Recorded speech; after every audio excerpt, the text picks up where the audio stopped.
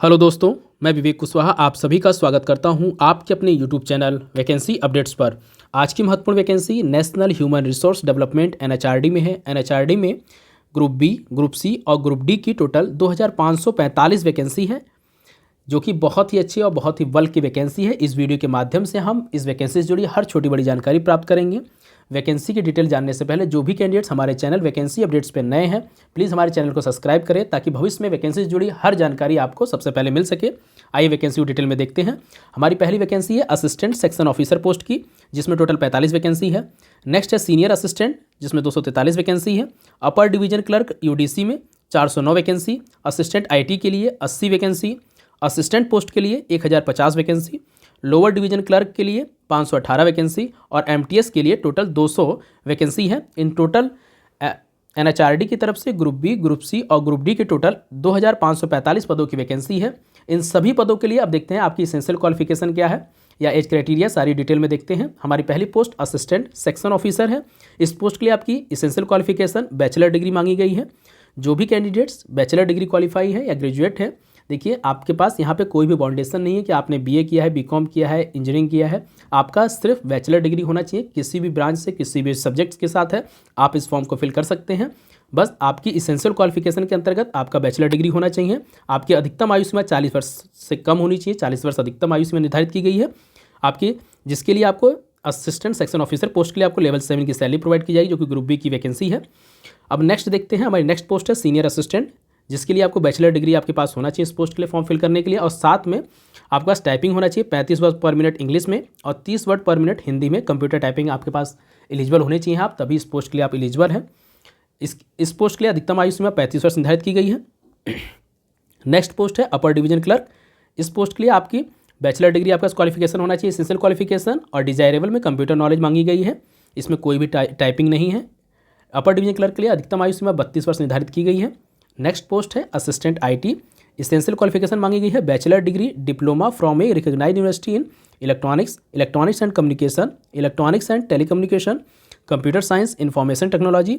देखिए assistant IT post के लिए आपके पास बीटेक होना चाहिए, बीटेक या डिप्लोमा। जो भी कैंडिडेट, आप बैचलर डिग्री हो चाहे डिप्लोमा कैंडिडेट्स हो, यदि आपके पास electronics and communication, electronics and telecommunication, computer science, information technology, इनमें से किसी भी ब्रांच में आपके पास बैचलर डिग्री या डिप्लोमा है, तब आप इस पोस्ट के लिए एलिजिबल हैं।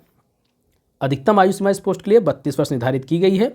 नेक्स्ट पोस्ट है असिस्टेंट। इस पोस्ट के लिए एसेंशियल क्वालिफिकेशन 12th मांगा गया है, 12th पास मांगा गया है। साथ में आपके पास 12th के साथ साथ आपके पास 30 वर्ड पर मिनट इंग्लिश होना चाहिए और 25 वर्ड पर मिनट हिंदी में टाइपिंग आपके पास होनी चाहिए, तभी आप इस पोस्ट के लिए एलिजिबल हैं। इस पोस्ट के लिए अधिकतम आयु सीमा 30 वर्ष निर्धारित की गई है असिस्टेंट पोस्ट के लिए। नेक्स्ट पोस्ट है हमारी लोअर डिवीजन क्लर्क। इस पोस्ट के लिए एसेंशियल क्वालिफिकेशन मांगी है 12th पास और साथ में आपका टाइपिंग होना चाहिए 30 वर्ड पर मिनट इंग्लिश में और 25 वर्ड पर मिनट हिंदी में आपकी टाइपिंग होनी चाहिए, और डिजायरेबल में कंप्यूटर नॉलेज यदि आपके पास है तो बहुत अच्छी बात है। और इस पोस्ट के लिए अधिकतम आयु सीमा 30 वर्ष निर्धारित की गई है। हमारी नेक्स्ट वैकेंसी है मल्टीटास्किंग स्टाफ पोस्ट की। इस पोस्ट के लिए आपकी एसेंशियल क्वालिफिकेशन हाई स्कूल या उसके इक्विवेलेंट कोई आपके पास सर्टिफिकेट हो तो आप एलिजिबल हैं। एमटीएस पोस्ट के लिए अधिकतम आयु सीमा 30 वर्ष निर्धारित की गई है। अब आगे देखते हैं जो भी कैंडिडेट फॉर्म को अप्लाई करना चाहते हैं। देखिए आपका एग्जाम जो सिलेक्शन प्रोसेस है आपका 2 स्टेज में होगा। पहला स्टेज आपका रिटन एग्जाम, और जिसमें स्किल टेस्ट मांगा गया है, जैसे मतलब टाइपिंग मांगा गया जिस पोस्ट में, वहाँ पे आपका स्किल टेस्ट भी होगा।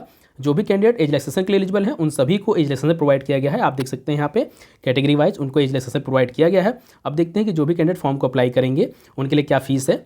देखिए जो भी कैंडिडेट जनरल और ओबीसी कैटेगरी कैंडिडेट है उनके लिए 500 रुपये फीस है, और जो भी अदर कैंडिडेट्स जैसे फीमेल कैंडिडेट्स हैं, एक्स सर्विसमैन है, पीडब्ल्यूबीडी कैंडिडेट्स हैं, SC/ST कैंडिडेट्स हैं, उन सभी के लिए 250 रुपये की फीस निर्धारित की गई है।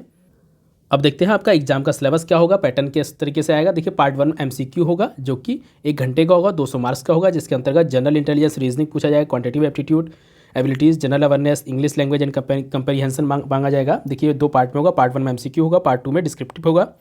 डिस्क्रिप्टिव के अंतर्गत आपको ऐसे होगा 60 मार्क्स का, और लेटर राइटिंग होगा 40 मार्क्स का। आप इसके लिए भी आपको 1 घंटे का समय दिया जाएगा, 100 नंबर का होगा। और थर्ड होगा कंप्यूटर नॉलेज आपकी चेक होगी MCQ के अकॉर्डिंग, जिसमें 1 घंटे का समय दिया जाएगा, 100 मार्क्स के आपका पेपर होगा।